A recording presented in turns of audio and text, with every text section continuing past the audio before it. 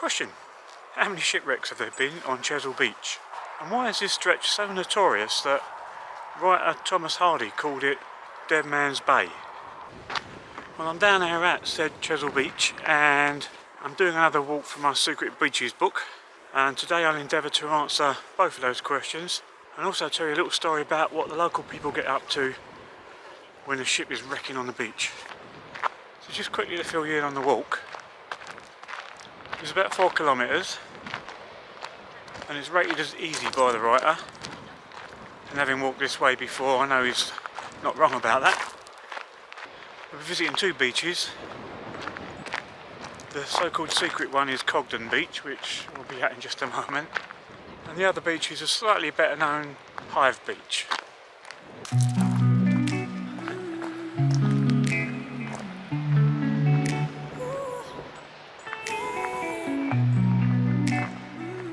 And both of these beaches are within the 18-mile stretch of Chesil Beach.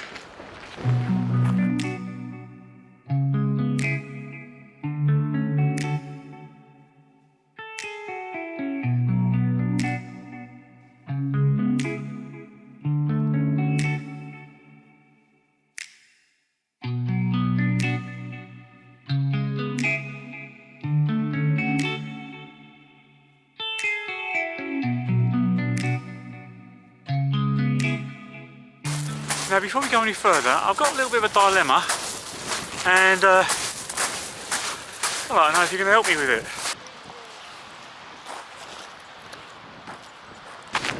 In a few weeks' time, I'm off to Norway.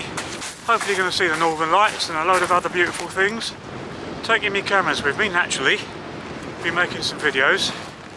The question is, this channel has mostly been about the southwest coast of England. Now, do I put videos of beautiful scenery and beach scenes in Norway on this channel? And I've narrowed it down to this simple question: do you, the people watching this, the regular viewers, and any of you that might be coming back for more, do you want to see it? If you want to see that, I'll put it on this channel. Simples. So if you want to see it, use the comment section below and let me know.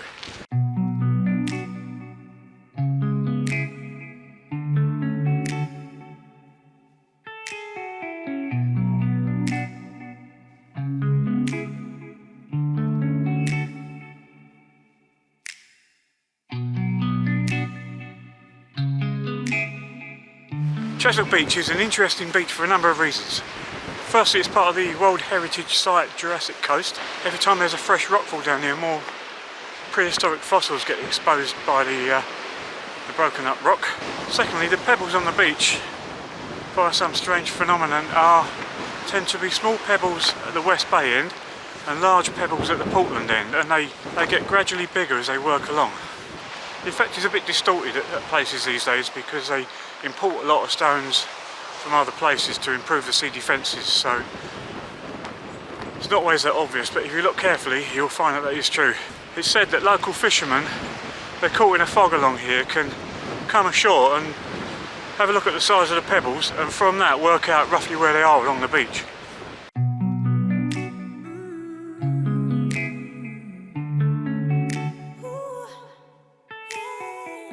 And my third reason that this beach is quite an interesting place is the sheer number of shipwrecks that have occurred along here. And I can't give you a definitive answer of exactly how many, going back thousands of years, but I can tell you that it's over 200 that have actually been recorded. How many weren't recorded, who knows, but quite a few shipwrecks. They include Spanish galleons, German U-boats, privateers, pirates, fishing vessels, all sorts. Ships called Golden Fleece, Golden Grapes and Royal Adelaide, and I'll tell you a little bit more about the Royal Adelaide in a little while. Now, it's hard to put your finger on quite why this stretch of beach has been quite so treacherous, but I can think of a number of factors that make this bit of water quite difficult to navigate, so let me explain. Firstly, way back behind me there's the Isle of Portland, and it's actually out of sight today, and going around the tip of Portland is quite dangerous in its own right for boats, because there's a thing that they call the race, and it's actually visible from Portland Bill, an underwater cliff that runs out beyond Portland Bill, and where you get the movement of the tides. When the tide's going one way, is effectively hitting the edge of a cliff and the water's being forced upwards, and when the tide's going the other way, the water's going off the edge of a cliff and being forced downwards, and makes for a very rough bit of water to cross.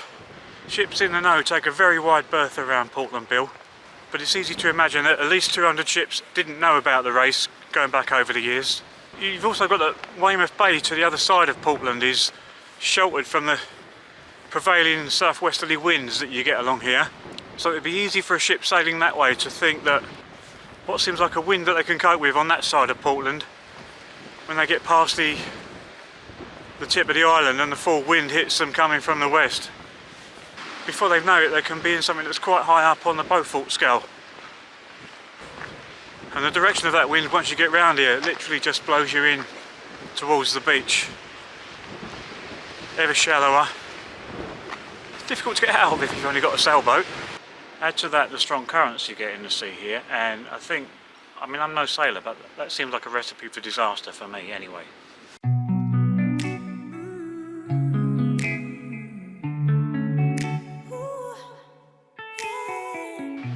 Now, for a long time I've had this theory that fishing down the ages has not been the most lucrative form of employment.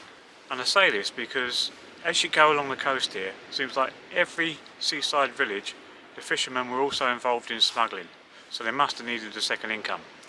So I guess it comes as no surprise that when the Royal Adelaide ran aground on Chesil Beach, that local people flocked down to the beach and took as much of its cargo away for themselves as they could.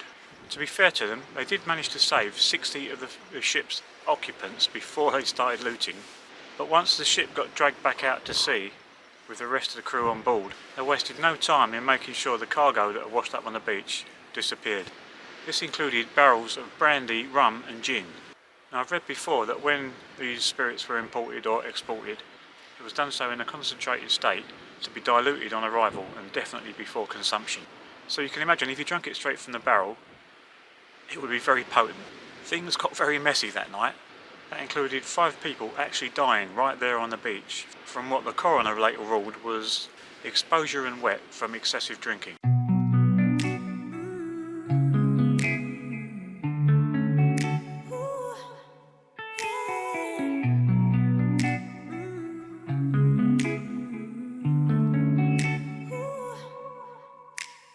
Monday you'll come over, stay a couple days. I wonder, is it gonna last? So this is Hyde Beach. Can get quite busy down here in the summer, this one. This is definitely not the secret beach. You wouldn't leave me never, but it's all a test. 'Cause Friday I know better. You'll go out, say see you later. My thoughts are running wild, spreading like a fire. I can't help but press your number dial. Call you every hour, but every call's denied. I love to hate you on the weekends. That's when you trigger ugly feelings. Wish you wouldn't give me reasons to bring out the worst in me. I love to hate you from a distance. But when you're close to me it switches. Only takes a couple kisses to bring back the best in me. Ooh. Do you play it safe or are you just a player, baby? 'Cause I need to know if your love's exclusive, if your mouth and heart's agreeing. Need to know for sure, 'cause I can't take this anymore. Don't want you more. What do you think of this video so far? Have you liked the information and stories I've brought you? Have you liked the scenery? What do you like about it and what don't you? Let me know in the comments below, please. And most importantly, if you liked this video, like this video. Call you every hour, but every call's denied. I love to hate you on the weekends. That's when you trigger ugly feelings. Wish you wouldn't